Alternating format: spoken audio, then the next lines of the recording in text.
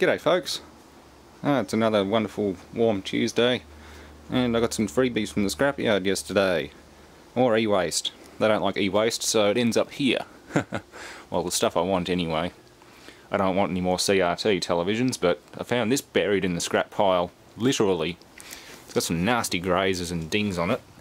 One of the speakers was left behind as I reefed it out. This thing's had a really hard hit, but I've just been looking over the panel and I can't see any cracks in it. Now the reason I'm concerned about the panel is because I have another one of these and I believe the PDP module is what's failed, or at least the driver board for it. Because it's got two vertical flickery red lines going down the screen in evenly placed spots, so more than likely it's the driver. But either way, if the whole panel's intact, that's a good thing. But yeah, as you can see, this thing's a mess. Lots of grazes and bangs. It's been rotated out of a bin along with a number of other big CRT televisions and things. Wall mounted, I guess. There was no stand attached to it, and the presence of lots of dust indicates that it's never been cleaned, which is typical of a wall mount. Yeah, I'd say they had a wall mount on it. Yeah, it's identical to that one, which has the speakers still on it. Again, it's 32 PD 5000. That's what it's supposed to look like with all the speakers and things on it. And nice and clean. But this one has pixelated red lines down it. I'll demonstrate that in a second. Yeah, so that's what that one does. And those bars are evenly spaced on both sides of the panel, so it could be the panel itself or it could be a driver board on the back of it. So hopefully it's not the panel. I don't really want to have to pull the whole thing to bits, although knowing what these are like, you usually do. I just realised I've scratched that somewhere, but it has been kicking around the workshop for quite a while, so it's just one of the problems leaving TVs out here. If I put them inside, I forget to work on them. If I leave them out here, they get scratched. Oh well, it was a freebie from Retrovision, I don't care. They gave it to me to autopsy or do whatever the hell I want with it. So yeah, not a bad little set, 32-inch plasma. My big one in the living room died the other night too. It's a bit of a shame, it just switched off and won't switch back on again. The same era of Hitachi, an original Hitachi plasma, but it went belly up, so oh well. I'll get that one out and have a look at it one day. I think I'll replace it with an LCD. It was going all dithering and green pixelation, multicoloured pixelation, I think they called dithering. So that was the sign of something going. I think capacitors were going and now they're finally gone. So yeah, that's not good. Anyway, I'm going to grab a flashlight and just look around the edge of the panel and just see if I can find any cracks. I had a Panasonic 42-inch like that. It had been, the base had never been screwed on properly. They'd stripped the screws and cross-threaded them, and the base was wobbling around so much it was bending this end of the panel, and eventually during transport it actually cracked the back edge of the panel over there. So that was a complete waste. But this one doesn't look like it's broken, and I guess it's just because it's such a rigid, stocky chassis that it hasn't. If this was a 42-inch, it would be there'd be pieces of glass all through this thing. It wouldn't have survived this kind of abuse. But oh well. Oh yeah. Also picked that up too. It's a 5-disc changer, DVD CD player, DVD RAM compatible, HD CD, Dolby, whatever. Pretty standard Panasonic unit. Again, fairly beat up, but worth a look in. If not, we'll pull it apart and have a look at it. As we always. Well, let's try this one on power.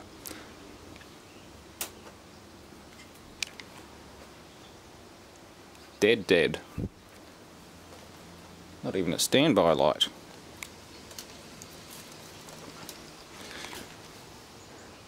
Yep, that one's very dead. If this is just a blind power supply, that means most of these other parts will be good, if not all of them. Oh well, guess I better pull the back off it and find out. Well, the DVD player's started up, makes some funny noises. There's even a disc still in there. I could hear dragging on a bit of probably dirt on the tray. I don't even know what it is, but it's probably rooted by now. But yeah, it's failing to read. I'll pull the cover off and have a quick look before we rip this thing open. Might even do this another day, who knows. Okay, well, it's open. I have no idea what DEFCON 4 is, but it doesn't even... the DVD's printed fairly well, it might be original. although the label's definitely not quite on centre, so it's probably not original. Yeah, the tray was out of alignment when I first opened it. I just fiddled with it and it popped back in. But I'd say probably a loading tray issue, although it was spinning.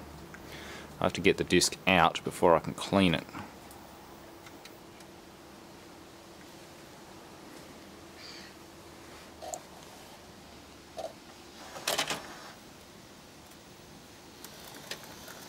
Come on, let me have it. Yeah. Now you're empty. Going through selection process. The disc was dragging somewhere. It must have just been dragging on the edge. There's a little bit of a mark there. Probably is an original disc. There's some little marks. Yeah, it's got little chips around it from something. Something stuck between the loading tray. Probably a bit of dirt. Junkyard dirt. There's a laser. I can get a Q-tip in there and clean the lens. It should give me a chance at making it work. If not, well, the laser's probably blind. And that's not good. Nobody likes a blind laser. Okay, I just gave the lens a quick wipe with a Q-tip or cotton swab. No alcohol, just a light dust removal. So I'll select number 5.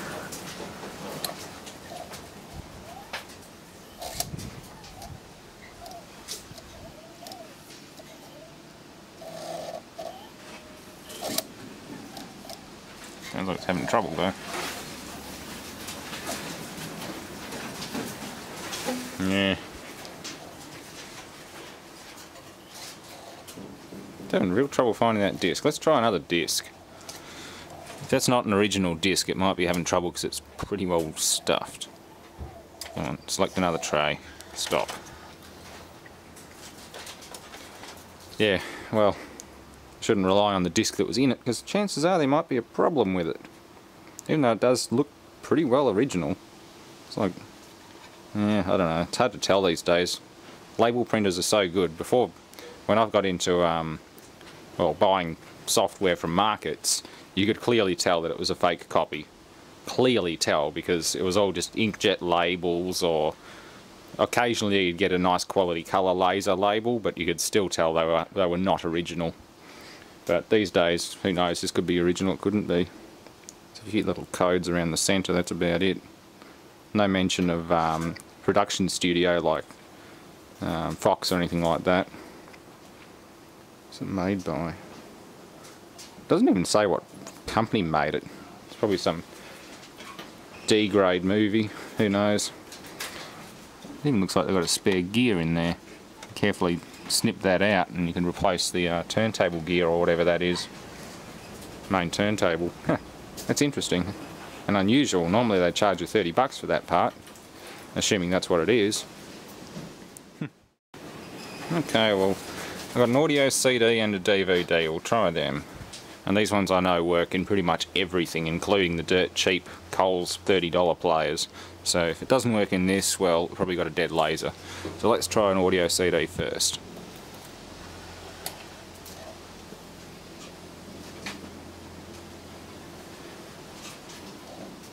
Found it straight away.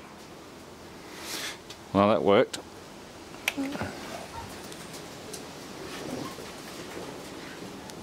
I wonder if they just threw this thing out because they didn't need it and the disc that was in there is just crap.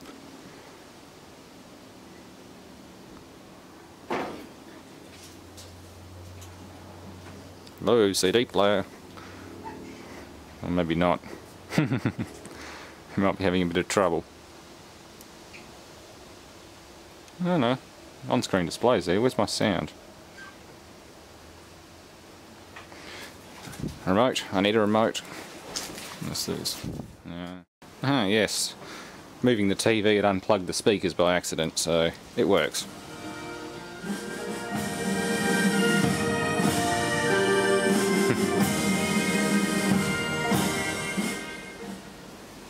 Battle of Gettysburg, 1863. I iced Earth. Everyone needs to own this if you're into war history and especially metal. Best album they've ever put out, I reckon, or one of them anyway. They've done so many epics, but this particular concept album, that's my favourite. So that works.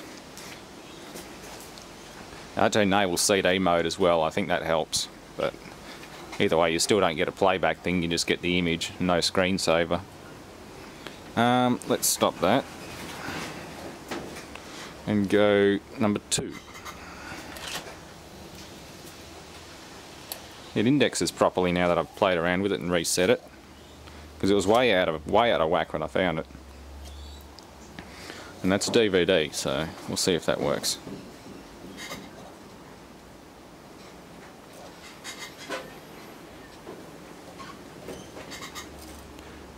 Well, I'd say its DVD pickup is faulty. And it's getting really windy out there. We've got a storm coming in. That's all the bloody noise is. Yep, we're getting stormy. Oh well. Yeah, I think this thing just doesn't like DVDs. Played the audio CD fine, but I believe that'd be a different pickup on the laser. So, oh well. 5-disc CD player. Nice. I'll go with that. Let's look at this other TV. It's a pretty well built set. You can see that the panel is not anchored directly to the corner of the chassis either.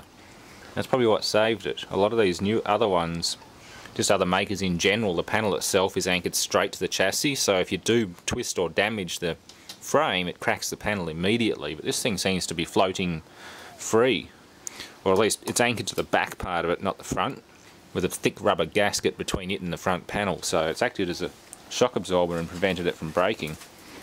That's a really good design trait. Although it does make it a lot heavier because we've got all these steel braces and things going through it. Like, these TVs are really heavy.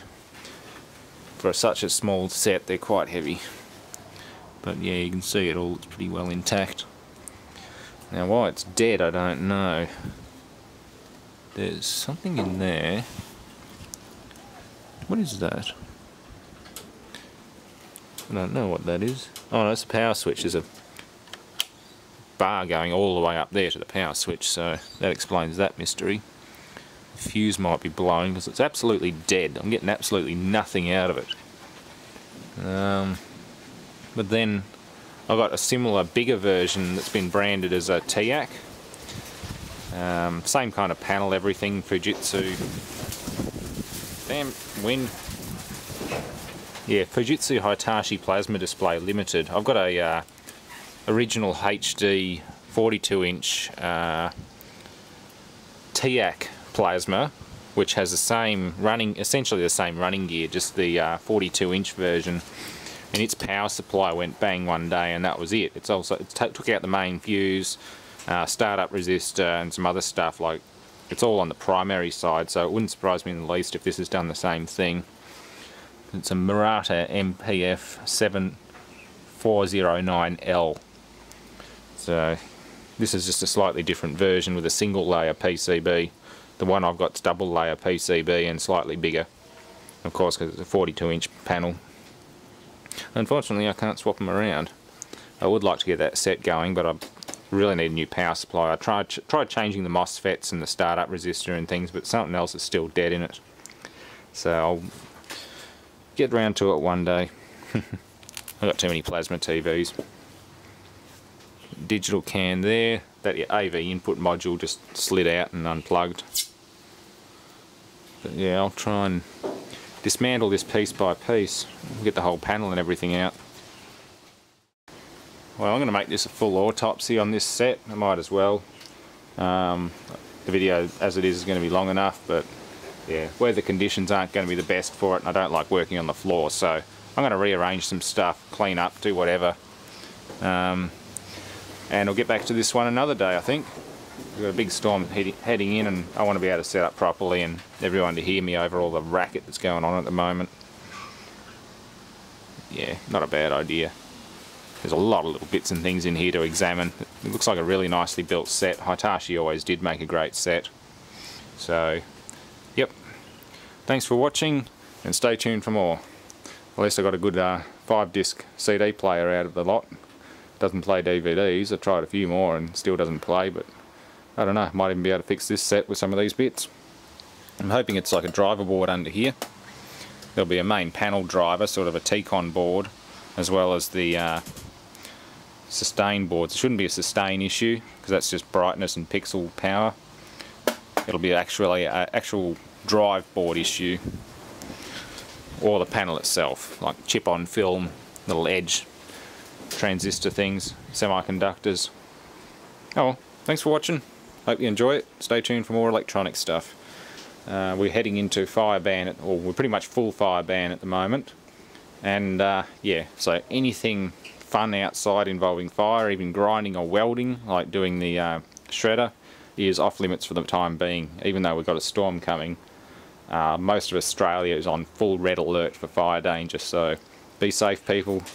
And yeah, stay out of the really high risk areas. I know some of my Tasmanian viewers might have been close or even involved in the big bushfires, but yeah, that's my little ramble for today. Stay safe, don't do anything silly, and in this time of the year, don't make anything that produces fire. That's why I'm staying out of it. New Year's was my last big bang, and that's about it till the weather gets cold and wet again. Enjoy.